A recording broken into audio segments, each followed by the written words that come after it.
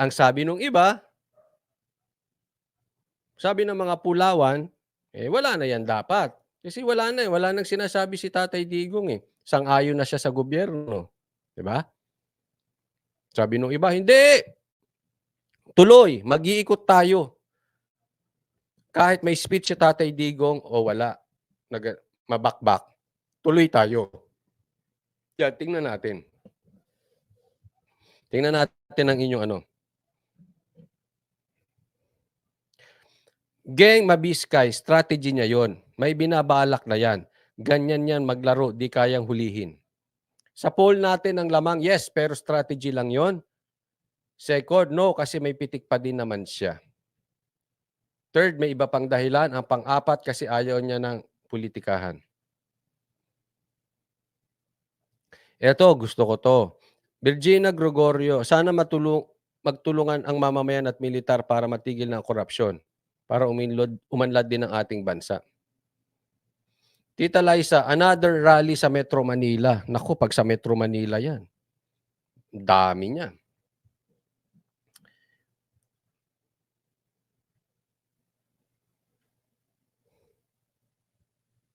Kenneth Layson, para sa mga di makamove on, di pa kayo nasanay dyan kay PRRD, tulad yan ng mga politikong walang alam. Tulad yan ng mga politikong walang alam. Ang kaba ng bayan dating prosecutor kasi alam niya paano mapaamin ang kriminal. Strategy, ibig sabihin. Melby, Coach Oli, basta may aabangan tayo kung nagmamatigas si Junior, may kakalagyan siya. Ito. Good assumption. Geng Mabiskay, Dabawenyo, ako, kilala namin si Tatay Digong. Sabi ni Spike Limbo, nanonood lang ako, okay ang sinabi ni Tatay Digong, malumanay, strategy lang ni PRRD, matalino si PRRD. Yan. Okay, so siguro etong sa akin, no, banggitin ko lang po yung at babalikan natin yung inyong mga komentaryo. I-share ko lang po yung sa aking tingin, no? This is only my opinion. At hindi po ibig sabihin ako tama at kayo ang mali. Ito po ay opinion ko lang. Pwedeng kayo ang tama, pwede ako mali, o lahat tayo mali, o lahat tayo tama. Pwedeng ganun ha. So hindi po tayo nagmamarunong, but gusto ko lang po marinig nyo ang take ng Banateros. Oy, wag na lang Banateros. Si Coach Oli personally, yung take ni Banat Bay, mamaya pakinggan nyo. Si Boss Dada pakinggan nyo. But sa akin, ito ang sa akin. Itong take ko dyan. Kasi po, before that, no? Before yung speech ni Tatay Digong nung linggo, nung Sabado po, nag-live na po tayo. At sinabi natin na hinahamon siya ng mga pula at dilaw. Diba? Sabi ko sa inyo, mamatihin siya Anong punto ko doon? Sinabi ko, pag bumakbak na naman si Tatay Digong, sasabihin nila, ano ba naman to si Tatay Digong? Prayer rally, binababoy, binabastos. Wala naman na siyang sinabing bago, etc. etc. Pag naging malumanay, sasabihin naman ng mga kritiko, lumambot na, nagbago na ng isip, paiba-iba si Tatay Digong. Diba? Sinabi natin yan. Kaya kahit anong ginawa ni Tatay Digong, doon sa speech niya sa Cebu, walang kalalagyan. Bumakbak siya, magagalit ang pula at dilaw na nagkakampihan. Pag naging malumanay siya, itong mga vlogger ng pula at dilaw na nagkakampihan,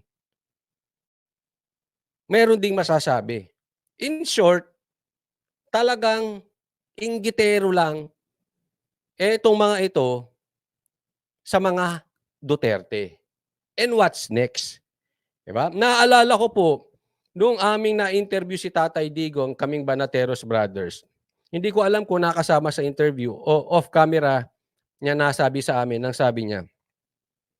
At binanggit niya to kahapon. Sabi niya, wala namang masyadong maraming malalim. Parang ganun ang kanyang speech sa amin at kahapon, wala naman siyang, matinding nagawa itong si Marcos. Kung hindi, magsasalita siya. So, alam na namin gano'n ang tono niya, eh. At inulit niya yung kahapon sa speech niya, do'n sa speech niya sa Cebu. Inulit niya 'yon. Sinabi, kaya nung pinapakinggan ko narinig namin 'to kay Tatay Digong. Nasa interview or behind behind the camera nabanggit niya sa'min. Pero sabi niya, 'pag kinakailangan magsasalita ako. Pero tandaan natin, nung sa Davao nagsalita siya ng bangag, bangag, bangag. So, akala ko yun na yun. Pero hindi pa pala yun. Nage-gets niyo? Kasi sabi niya, magsasalita ako sa tamang panahon kapag meron talagang malalim na ginawa. Pero sa ngayon wala pa naman. Yun yung pagkakasabi sa amin. So nagulat ako nung sa Davao, bigla niya nang sinabi. Kasi yung sinabi niya sa amin sa Davao, sinabi niya na sa amin yun, na sasabihin ko to someday. Nagulat nga kami at biglaan. Ine-expect namin sasabihin niya. Pero ang bilis eh. Pagkatapos ng interview namin, after a few weeks lang o 1 or 2 weeks, sinabi niya na sa Davao. So parang ganun na naging kwento. So ang take ko doon, ine-expect ko na po, personally sa akin lang, ine-expect ko na medyo lalaylo ng konti si Tatay Digong sa Cebu. Kasi nga doon sa previous na nalalaman ko at doon sa kaya nga po nag-live ako nung Sabado, gano'n na po yung pagka-live ko. Kasi poproteksyonan ko si Tatay Digong dahil alam ko lalaylo na siya. Doon sa speech lang hindi ko po sinasabing lalaylo si Tatay Digong. But I really expected na lalaylo siya sa speech niya doon sa Cebu.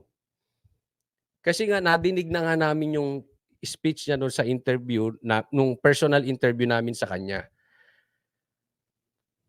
Nage-gets niyo po? Kaya sa aking pagkakaalam, maaaring mali ako, okay? Pero very possible na may hawak si Tatay Digong, nagja-job siya. Nagja-job siya ulit. Naalala niyo, bawat pasabog niya, may job siya. Kumbaga sa boxing, hindi yan hindi yan yung haymaker na tinatawag, di ba? Hindi yan yung talagang todo. Jumajab-jab dyan siya muna. That is the warning shot. As far as I know, hindi ko po sinasabing tama ako. But this is only my opinion. Jumajab siya bago siya bumanat ng bangag-bangag. Naalala nyo? Kaya nga ang sabi ko sa mga live ko previously, ang tigas kasi ng ulo ninyo eh. Ihinto nyo na yung PI. Nang dahil sa makulit kayo, hindi nyo hininto yung PI, napilitan si Tatay Digong bitawan yung bangag-bangag.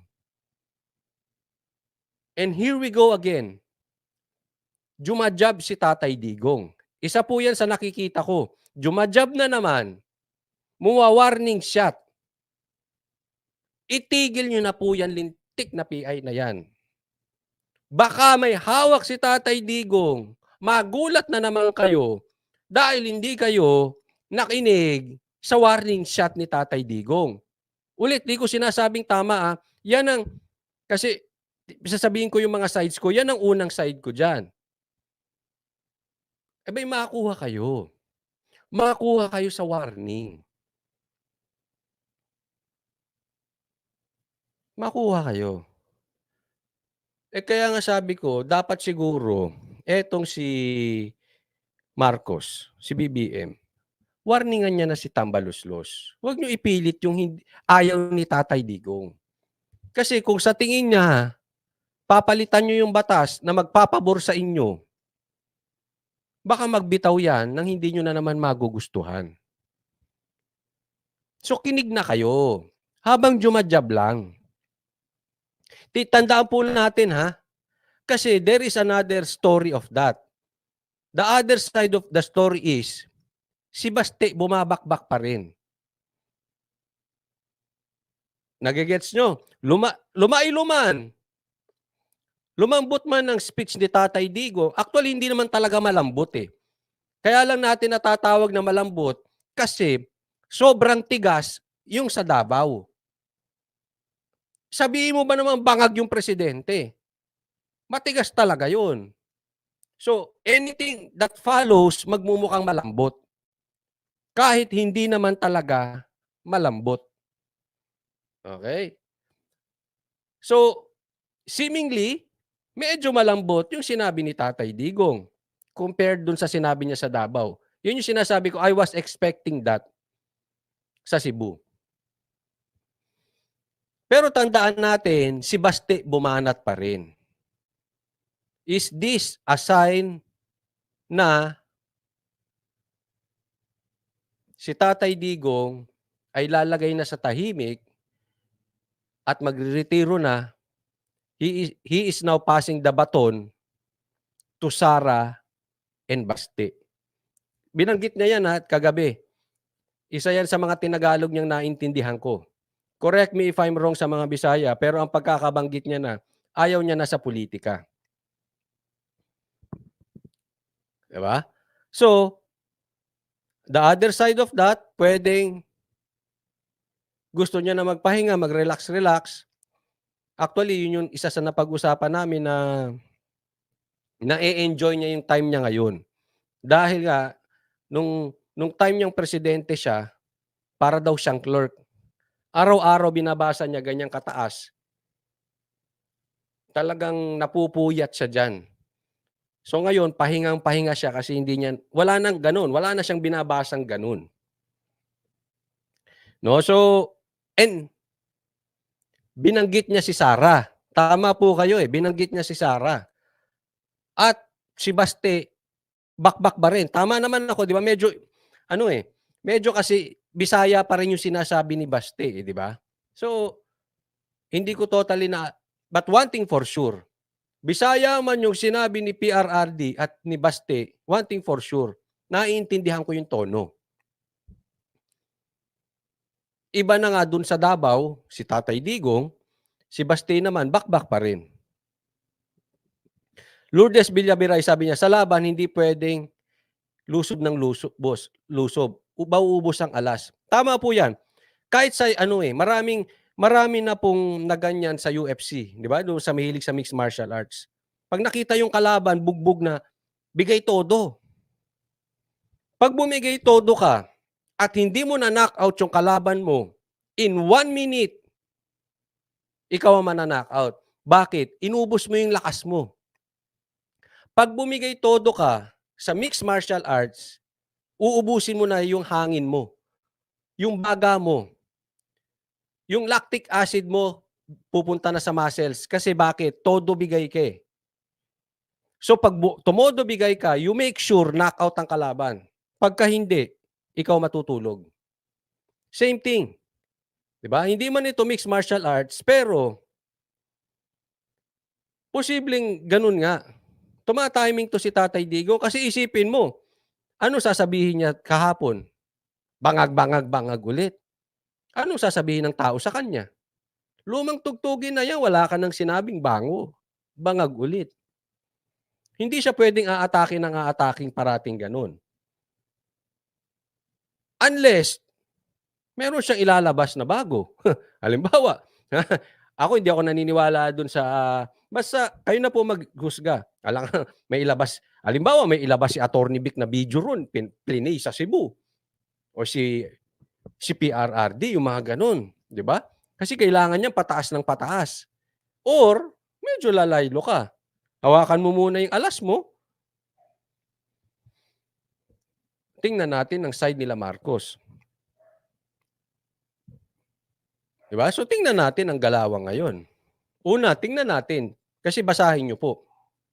Papasok ba talaga? Ang unang tanong dyan, papasok ba talaga ICC? Makikita natin kung makikinig sila Marcos. Pangalawa, itutuloy ba yan? Ipipilit pa rin ba nila tambaluslos yung PI na yan? Sa katunayan, Sa ICC walang pakialam si Tatay Digong, hindi daw niya kailangan ng tulong ni Marcos. Ang pakialam niya talaga yang PI na yan. At yan po, diyan po kahapon tumakbo yung istorya ni Tatay Digong. So tayo, ako sa nakikita ko, parehas pa rin ang stand ko. Gaya ng stand ko dati, hanggang ngayon yun pa rin ang sasabihin ko. Ano yun? Let's take our cue from PRRD. Pag bumakbak si, naalala nyo, nung bumakbak si PRRD sa Davao, bakbak din ako. Pak, di ba? Pangit, pak, di ba? May time lumalaylo si Tatay Digong, jumajab lang. So, ganun din ang gagawin. Ginawa ko, jumajab ako. Nung bumakbak siya, bakbak ako. Ngayon, jumajab siya, jab tayo. Bakit? We trust, we have a real leader. We have a strong leader. Hindi tayo katulad ng iba, ang leader nila weak. Kaya sila kanya-kanyang diskarte. Ito, suggestion ko lang, we have a strong leader. Let's take our cue from Tatay Digong himself. Ngayon, jumajab siya, jab-jab lang muna tayo. And then, let's wait. Yung tinatawag niya at tinatawag natin, kung tayo'y naniniwala siya ay may strategy, antayin natin. Kasi kung ano yung ilalabas niyang strategy. Di ba? Yun lang naman sa atin eh. But for now, pukusan natin itong PI. Diyan siya concern. Dapat mahinto na talaga yung PI na yan. At ayaw ko yung galaw dyan ng kamera.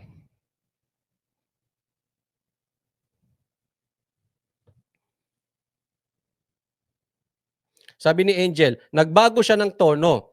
Pero kung pakikinggan mo lahat ng sinabi niya, grabe ang laman. Remember nang sabihin niya the word reincarnation.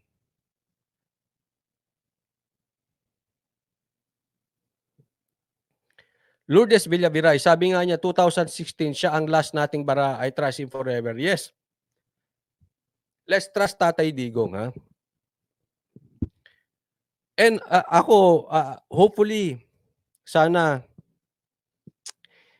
yung isang side po na nakita natin, sana totoo, na ginugroom na niya si Baste.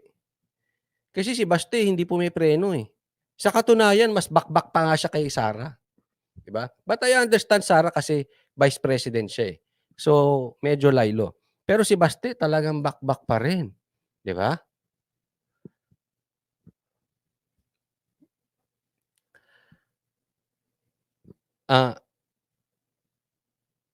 Sana ginugroom niya na, hinahanda niya na si Baste for another PRRD.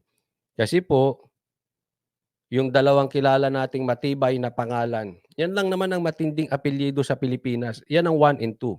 Yung Marcos, the son was a failure. Yung Aquino, the wife and the son was a great failure. Sana, ito si Tatay Digong, ito yung pangatlong apelyido na umuusbong ngayon sa Pilipinas na matindi. Sana, mag-groom niya ng tama at hindi magaya sa mga Marcos at Aquino na malambot yung mga anak.